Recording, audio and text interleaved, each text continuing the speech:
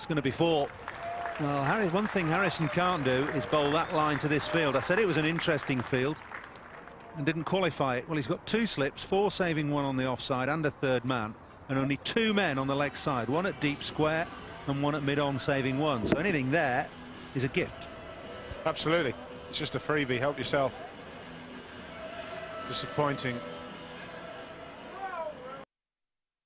Last 2 games, so he's finishing the season well.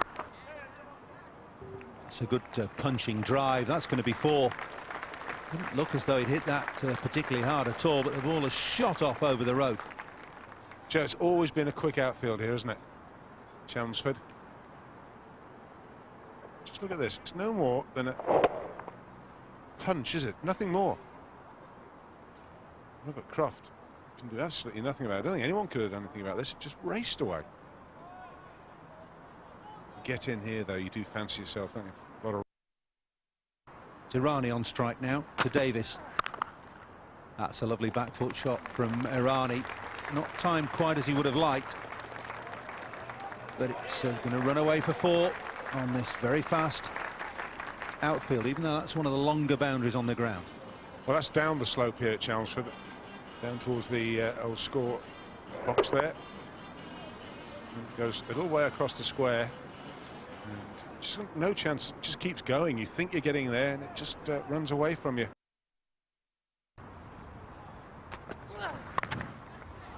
Right, short and wide.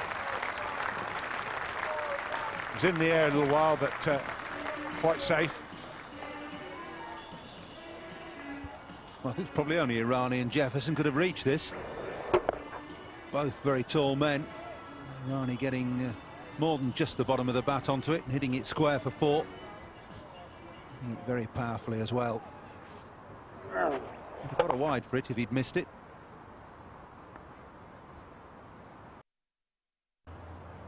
The last over, 10 off it. Oh, that's a glorious shot from Jefferson. He's held the position quite beautifully. He's already impressing with 3 boundaries, 2 of them quite glorious. Well, when you're bowling someone of this height, you've got to take that into account, haven't you? Now, this would probably be a good length ball to most batsmen. It's not a half volley, but Jefferson's so tall, gets that leg out there. And when the batsman holds that position, you know it's gone for 4. In 3 weeks. Oh, that's a pick-up from Irani. It's gone sailing over David Hemp's head at deep square leg. I don't think he picked it up. Irani did. Well, I hope he didn't pick it up. I can only presume from his reaction. As he starts to come in, it's flicked away. Ronnie Irani's now worried. He's not now, though. It's one of those, isn't it? He obviously hasn't picked it up, but he gets some stick. How far over him? Oh, it's actually quite a long way over him, in fairness. But he was actually coming in as his initial movement.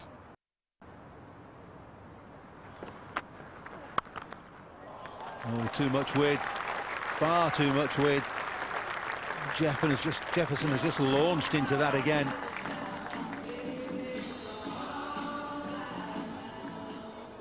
Well, it's the width. It allows the arms to get free. You've got no cover out there. Quick outfield. Thank you very much. I'll have 4 more.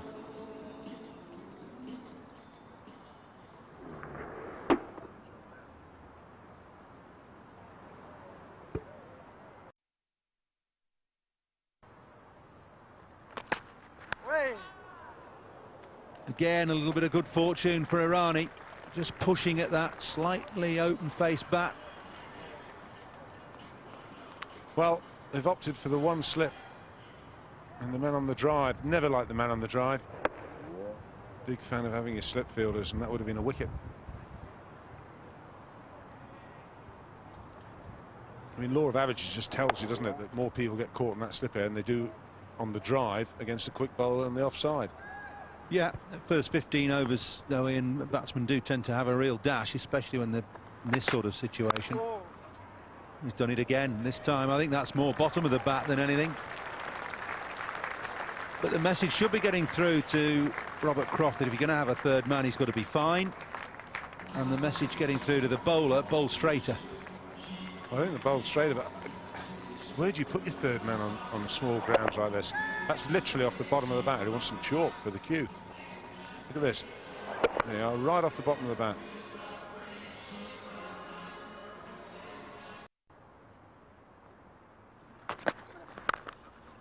Oh, that's wonderful. That's the second stroke he's played just wide of mid-off like that, with great balance, super precision, and what a little power. Well, he's certainly got the makings of a very good player, Will Jefferson. Fantastic shot. Yeah, it was the start of last summer where people started talking about him.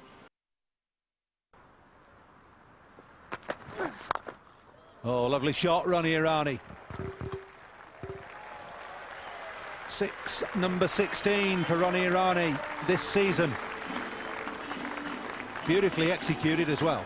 Well, I was saying to you about the boundaries being pretty short, straight both ends. Ronnie Irani.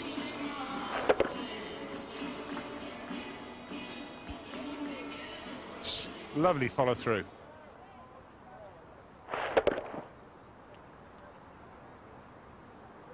There you go, look at that. Lovely follow through.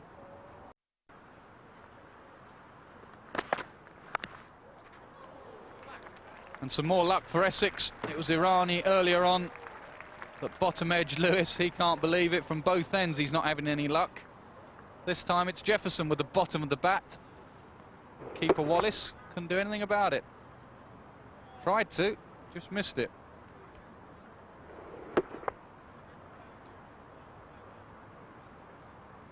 Yes, Charles, Jefferson's been in good touch. Anyone who gets 200 at the Rose Bowl, and against Shane Warne.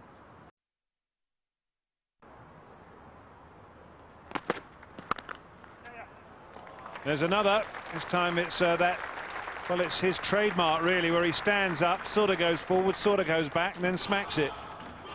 Well, he's not too bad off the back foot neither. Saw two perfect cover drives, so the bowler thinks, well, I better not put it in the slot, so he drags it back. And as you say, Jefferson just rocks back off that big front foot of his and just hits through the line. Watch the way he stays with the shot. Boom. Lots of leverage there. Lots of power.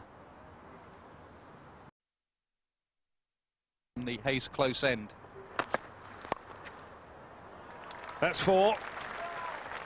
Yes, he particularly likes hitting it fairly straight on the onside and dragging a little bit into a rather well-known loo block which is out there at Cowshot Corner here at Chelmsford. Well, a poor ball from Lewis, where Essex have been exceptional today. I think Glamorgan have been terrible. I think their body language in the field is of a side who won a long game. Here's Croft, only conceded 4 runs in 2 overs. And that is going to be the first boundary off Robert Croft. Punch straight down the ground. Because Croft is bowling inside the first 15, he can't have men out deep and straight as well as elsewhere. He's only allowed 2 outside the 30-yard circle. And as soon as he overpitched, Irani was looking for the 4. Too square. That's out. He's done it again. That was an identical shot to the one he played to the free hit. And it's the breakthrough for the Dragons. He's been bowled again. Middle stump, trying to hit it too square. Will Jefferson plays so well when he hits it straight, and I know there are no boundaries, fielders on the boundary on the leg side, but he's playing all across that. All hitting middle stump, maybe wide of mid-on rather than square leg. He's disappointed with himself. He goes for 39 in 39 deliveries. Essex 95 for 1. He'd be a run out in this situation. And there it is, Irani clipping a ball too straight from Lewis and completes a very fine half-century. 53 from 58 deliveries, continues his good form in all forms of the game and trying to lead the side to First Division safety. It's 34th one-day domestic 50. This is how he got there. Lewis straying a bit straight, Irani very strong off his pads. No mid-wicket, no deep mid-wicket. And that's 4.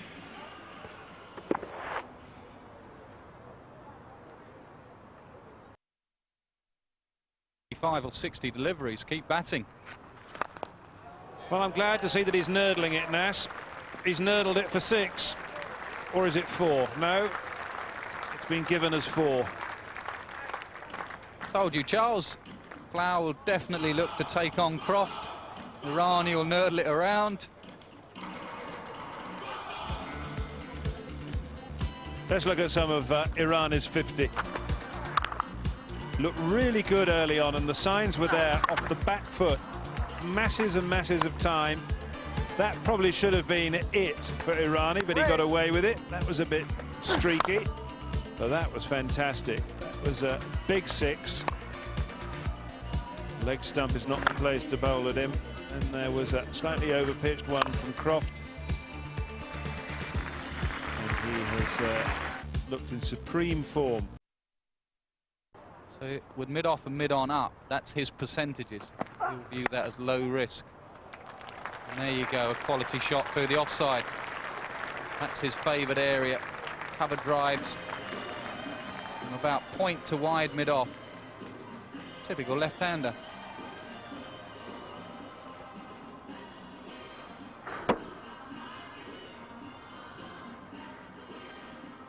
Good shot that, isn't it, Charles?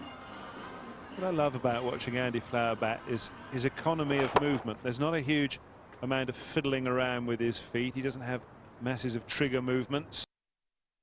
He's established. There's a big gap there. I think that's probably going to win the race for 4. It is. I somehow thought that would be the Irani area. He's so strong through that straight mid-wicket position. No risk, nothing aerial about that. Just helped away. If he gets it wrong, Grant, he'll be a perfect bowler for both these batsmen. Flower likes it going across him, opens up his offside. Irani likes it coming into the... 45 over version of the game can be played at a fairly even tempo. That's a lovely shot for Andy Flower. Still all timing, a little bit too much width, a little short, but a great stroke. Well, the secret of this shot from Andy Flower is he lets the ball come on, it goes past his body before he executes the shot. Doesn't play it too early, so he hits the ball into the ground, it goes past his left shoulder, and he just plays it away through point. Style, technique, caressing the ball. But what he does do, he watches the ball well, he's a strong player, and above all else, Paul, he backs himself 100%. He has got total confidence in his ability. Oh, has he ever? This is a good illustration, actually. That's a good forcing stroke. Kept the ball down, plenty of bottom hand, picked his gap on the leg side. Actually, he's not tried to hit that too hard. It's more of a stroke.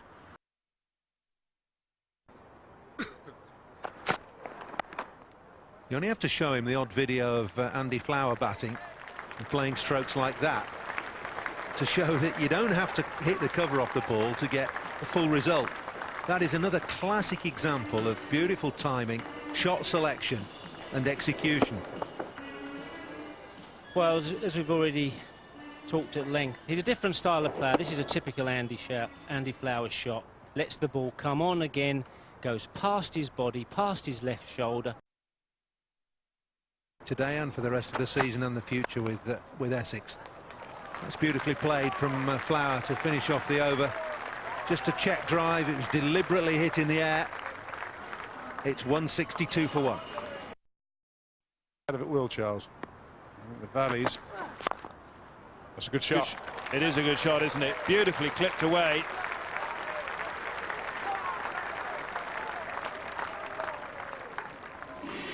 Into the 80s now, Ronnie Irani. This is his area, Ronnie Irani. Drifted, leg stump going down. He's ready and waiting for those. Pounces on it. Thank you very much, he says. I'll have some of that. Sure. Oh, goodness gracious, what a shot. That is brilliant. That's the reverse Larrup. Yeah, I don't know if you were watching, but I was actually watching Robert Croft as it was played. And I think he might just, quietly, have admired this. but you'll see every kind of lap shot in the book from Andy Flower. Fine player of spinners. Go on, fetch that. Andy Flower played a lot of hockey, I think. And they are now when Andy was doing his best. There you go. We'll have 4 more. He's within touching distance now, Ronnie. 89, 12 fours and a 6. He's only scored 4 one-day hundreds in his career. What an opportunity he has here to make it number 5. Well, he's got the game worked out. If you're going to play in one-day cricket, you should open, particularly a player like Ronnie Irani. It's in that area there. That's going to be 4 through the offside. This is not the Davis we saw earlier on in the season when he was so impressive. This is a pale shadow of the young man who looked a very fine prospect. He's had an injury, he's coming back from it, and he probably wishes right now he wasn't. Well, that's his personal 50 up against his name. 6.5 overs, none for 50.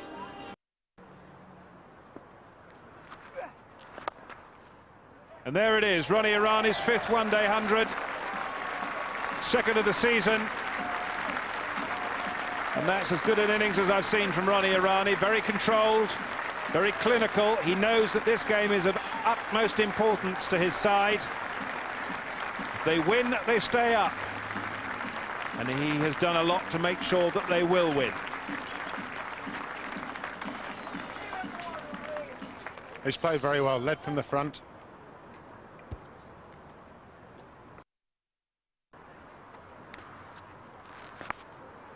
Out.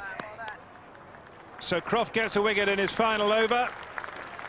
Flower trying the reverse larrup once again, and this time he picks out the man at backward cover. And Sherry makes no mistake, takes the catch. It's a good wicket at a good time for Glamorgan. Didn't want another 3 or 4 overs of these two, that is for sure. There he goes. A comfortable catch. The man at backward point. The 2 men put there for that shot. Well, Croft got his man. Andy Flower's gone for 54. It's 211 for 2. And Irani might be about to blow into town. Here we go. Here we go. 6, number 17 of the season. And he picked the right end. He's got the breeze and he's picked the shortest boundary. And that is good to see. Straight hitting. There you go. Down the ground. Everything to your advantage. The short boundary, the breeze. And probably seeing it the size of a football now.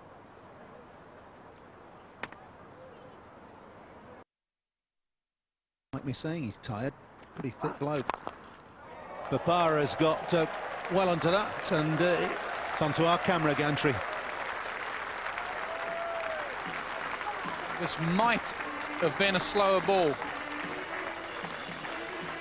I think it was. There was cutter. Bopara picked it, hitting with the wind. It's a massive 6. Not big boundaries at the Hayes Close end, but that would have been 6 on most grounds.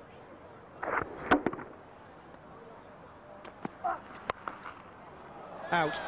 Didn't quite get hold of that at all. Croft takes the catch at mid-wicket. Bopara going for more glory over mid-wicket. Just got it on the bottom of the bat, having hit the previous ball for 6. He's gone for 12. Well, it was the right shot. I think he just towed it, though. Bottom of the bat. Straight to Croft. Croft had a few words to say as well. Bopara. But he's gone for 12 in 9 deliveries. Essex 241 for 3. Putting too much pressure on Irani.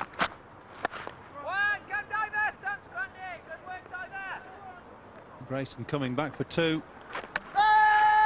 Direct hit. Now these are very often out. Alan Whitehead refers this through to Nigel Long, the third umpire. May not be necessary because Grayson's on his way back to the pavilion. Well, Paul Grayson was run out last time we were here. Run out for naught. Is it 2-2? With the cameras round. Direct hit, you're always struggling. He's 3 yards short and he knew it. He was off. Good bit of fielding. Pretty simple decision for the third umpire. That's out. Yeah, Grayson knew he'd gone. He was on the way to the pavilion of his own volition. Gone for 9. And Essex are 258 for 4.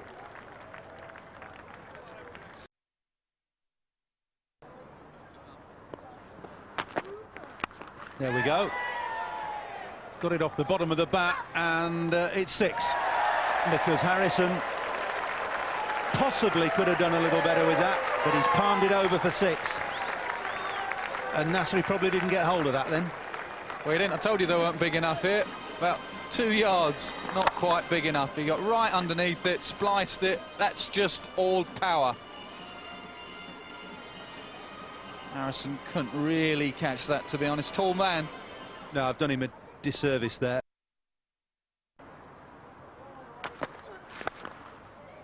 It's drilled by Irani. Harrison only had to move 10 paces to his right. He made about 3 of them before the ball cannoned into the tents.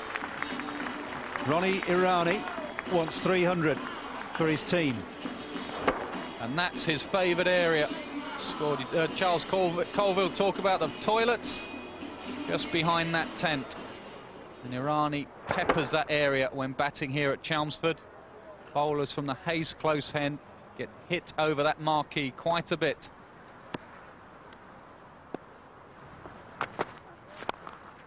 Gone again. And there are 3 fielders in that area. There's a deep mid-wicket, a deep straight mid-wicket, and a deep long on, and none of them can do anything about that. Robert Croft looking perplexed. Andrew Davis looking decidedly worried. He's gone for 65 off 7 overs and 4 balls.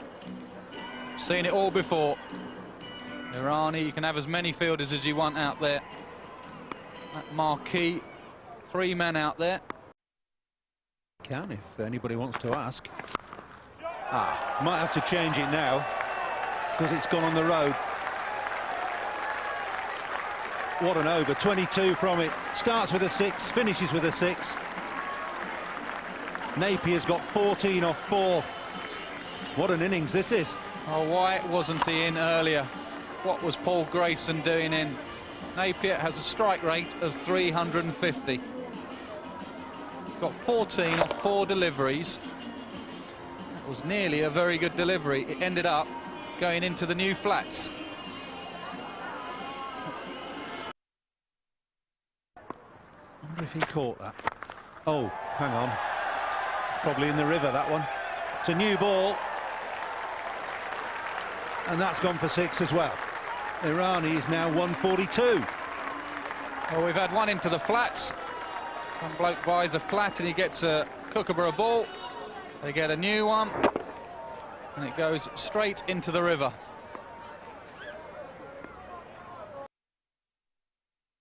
What a powerful man. All bottom hand. There again, that's his area. Save your legs, don't worry about running. 4 more. You know, this is turning into something pretty special. Ronnie Irani now has 148 from 140 balls. It's far and away his best score in one-day cricket. We thought a couple of overs ago he might be getting a little bit tired. He's been rejuvenated by the emergence of Napier, who's got 14 off 4 balls. Together, these two have now put on 38 in 12 balls. And he still won't be quiet.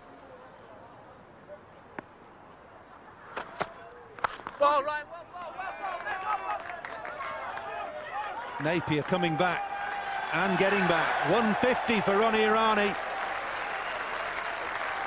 What an innings this is from the Essex captain. Some people questioned why Ronnie Irani ever played for England. He's shown a few people the reasons why. A big hitter of a cricket ball, Plays with a lot of pride, a lot of passion, pointing to his Essex badge there. The captain leading from the front. He's not finished. 8 deliveries left in this match. Exceptional, 106 strike rate through the whole innings. Giving himself a bit of room and slice that away. I say slice, but it's come off the middle of the bat. We've had 40 off the last 11 balls. Extraordinary stuff.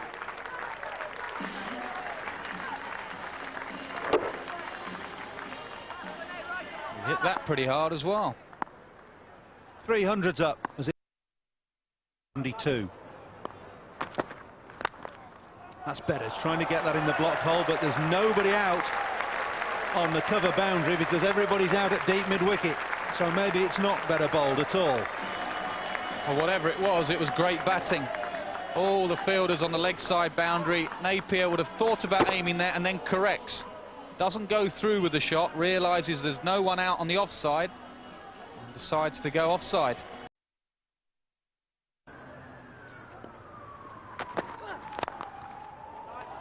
Flat. Good grief. That's nearly taken Thomas with it through the boundary boards. Well, he does hit it hard. He's a strong lad. That is hit like a shell. Look at that. It was a good effort, to be honest. Pace.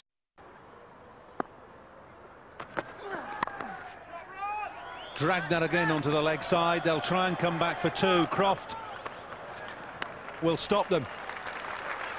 Ronnie Irani, the hero, the Essex hero, has led Essex to 316 for 4. He's made 158 not out from 145 balls, 17 fours, 360. It has been a simply stunning performance from Ronnie Irani.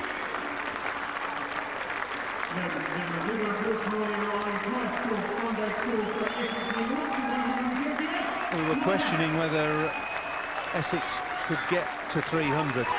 They've stormed past 300. 54 they scored in the last 3 overs.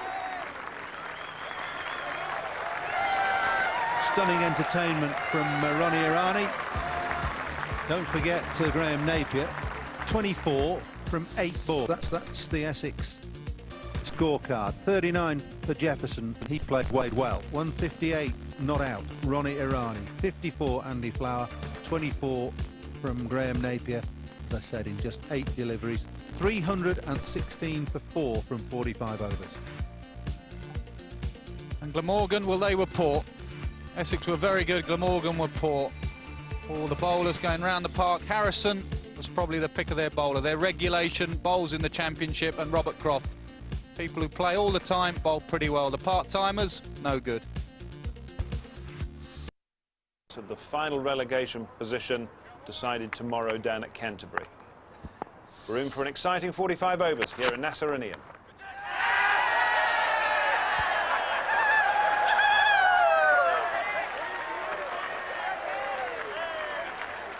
Well, what can I say, Charles? You said an exciting 45 overs, if it lasts that long. What a start. Very first ball, Ashley Cowan comes in, going across the left-hander, faint edge.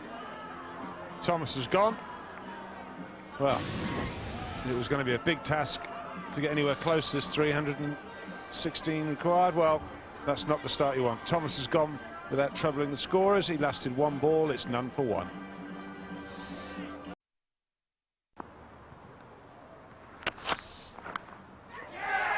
Well, he's got the appetite for wickets, Ian. Oh, no one's doubted that. I've always felt he could bowl, and when he first came on the scene, he had all the attributes, as you said just now. He's got the height. He gets the ball to nip around. He gets the seam up. And that's Watkins. Naught on debut. Well, look on the bright side. It can only get better. Followed it. Yeah, the 2 left-handers, Cowan going across them. His natural ball is to come into it. And the 2 left-handers went after it. Edged it to Foster. He's gone for naught as well. Watkins, Glamorgan struggling, 10 for 2.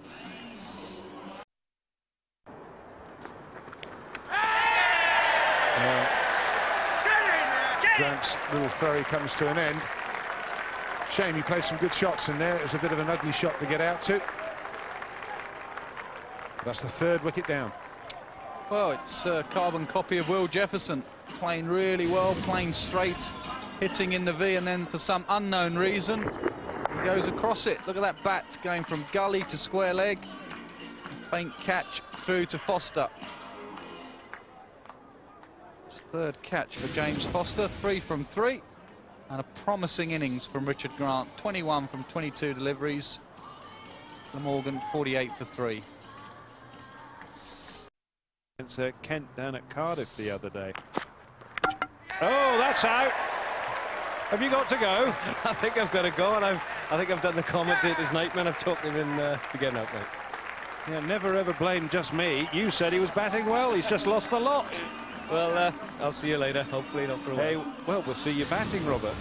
Excellent.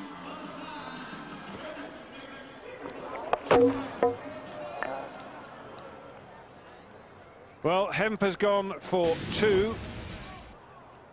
65 for 4 after 10 overs.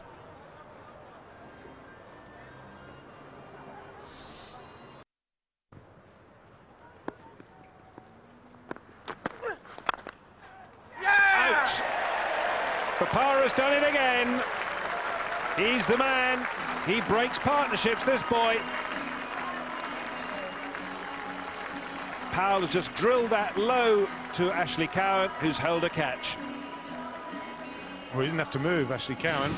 Straight at him. All right, there. Nothing in the delivery. Michael Powell thought it was there to hit. It was, but he picked out Ashley Cowan. So, Michael Powell, season's over. He's gone for 54. It's 92 for 5. Those pre-helmet days. Yeah, he was a good player, Murph Kitchen. Had a very good, successful opening. This is trouble, I think. Did he have the ball? We had one of these the other day, didn't we? Well, that's my immediate query. Where was the ball? It's a terrific throw. He's struggling here.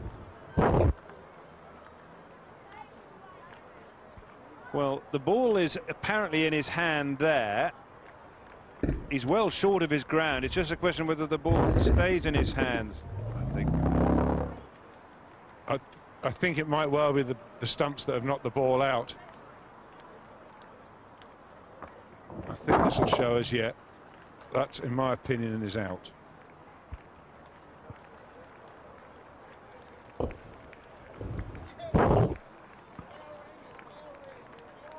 Now just look at this here. It's in the gloves. Coming down, still in the gloves, still in the gloves, still in the gloves, but wicket's broken. Then the ball, I think, gets released after contact with the stumps. That was my interpretation. What do you think, Charles? Well, I'm not sure.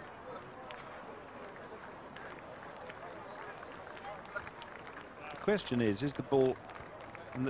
The stumps are being demolished by the gloves here, but the question is, was the ball in his hand at the time? I can't say whether the ball is definitely in his hand though, or whether it's left. Well, it doesn't really matter whether it has or hasn't, because it's gone onto the stumps. It's into the stumps there. That's hitting the stumps. Well, I'm not going to argue with you, Ian. That's a complete waste of time. Everybody knows that. Well, my interpretation's out. Let's see what the third umpire makes of it. Here we go. Right as usual. Good piece of fielding. Wallace has gone. And Morgan really didn't need a run out. 110 for 6.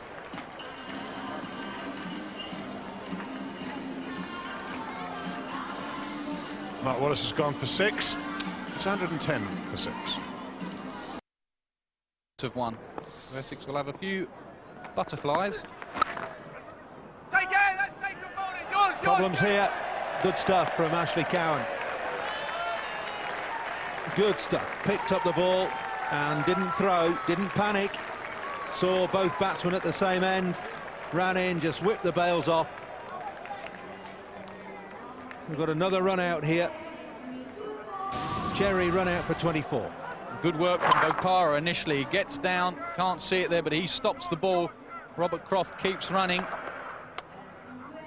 Poor old Daniel Cherry, who was looking good, playing well, is run out. Sacrifice for his captain.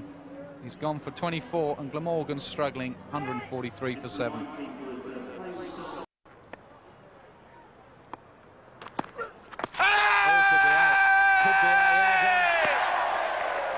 So Croft has gone, trapped in front, never went anywhere. Bopara getting that through Croft's defences, hitting him on the pad in front of middle stump. I don't think that was going anywhere other than probably middle and leg. 2 wickets in 2 balls. Bopara has struck again. Well, payback time for Bopara. He got the send-off from Croft, and then he delivered. Got Robert Croft out, LBW ball nipping back in, possibly just hitting middle and leg. Bopara enjoyed it. He's got his man,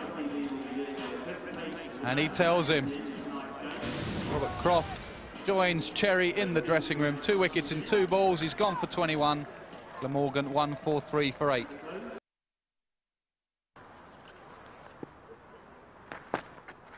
Bold, edged it on. Harrison goes. Canaria with the googly, as Harrison looked to hit it over extra cover. Harrison's patient, runs out. It was the wrong one, out the back of the hand, bounces on it, dragged it on to leg stump. He's gone. He knew it was a task well beyond him. The damage had been done, failings at the top of the order. He's gone for 2. Glamorgan 153 for 9. Out the front of the hand, leg break or Google? Google.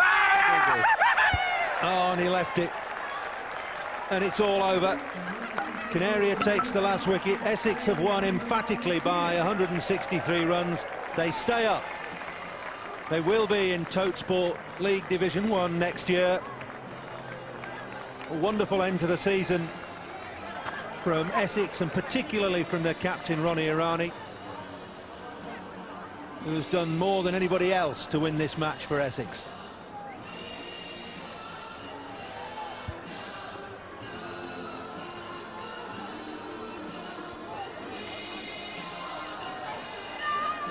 Joyful scenes here at Chelmsford as Essex end up emphatic winners here. They've won by 164 runs, bowling Glamorgan out in just 26 overs and 3 balls for 153, after having made the mammoth total of 316 for 4 themselves.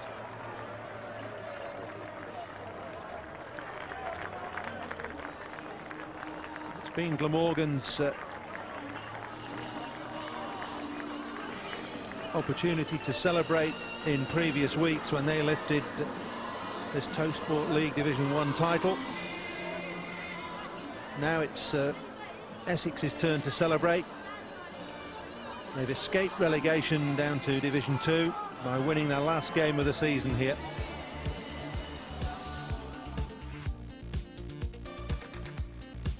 That's a sorry tale for Glamorgan Dragons. Pair of ducks at the top of the order, and Glamorgan never recovered really, despite Powell's 54. 20 from Grant, 21 from Grant, 24 from Cherry, 21 from Croft, the only other contributions. 153 all out in 26 and a half overs. 2 wickets for Cowan, 2 for Napier, 2 for Bopara, 2 for Canaria, and 2 run-outs. It was a good performance, a very good performance indeed by Essex, but their batsmen won them the match. That's the story of the game. 316 for 4 from their 45 overs. Ronnie Irani 158 not out, his highest one-day score for Essex. In reply, Glamorgan never got anywhere near 153 all out. Essex Eagles have won by 163 runs.